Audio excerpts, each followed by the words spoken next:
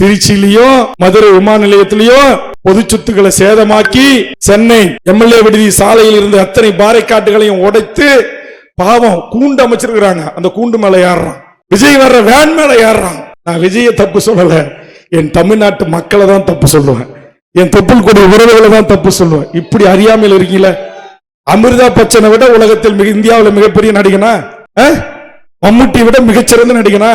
அங்க இருக்கிற மோகன்லாலை விட மிகச்சிறந்த நடிகர்களா?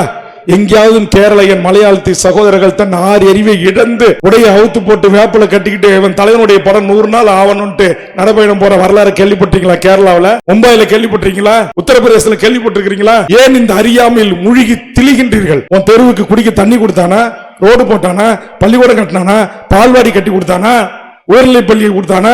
கலைக்கல்லூரி கொடுத்தானா? பொறியியல் கல்லூரி கொடுத்தானா? இன்ஜினியரிங் கல்லூரி கொடுத்தானா? மெடிக்கல் காலேஜ் கொடுத்தானா? இந்த நடிகர்கள் ஒரு சினிமாவில் ஒரு நடிக்கிறாங்கன்னா போங்க, கதை அம்சம் நல்லா இருக்குமா, கைத்தட்டமா, விசில் அடிச்சமா, ரசிச்சுட்டு வந்துடணும். ஆனா இங்க இருக்கிற என் தமிழ்நாட்டு பெண்கள், இன்னைக்கு குறிப்பா அந்த பெண் பிள்ளைகள் செய்யற அநியாயம் தாங்கவே முடியல. இங்க இருக்கிற பெண் சகோதரிகள், நீங்க தான் அந்த மக்களுக்கு எஜுகேட் பண்ணணும்.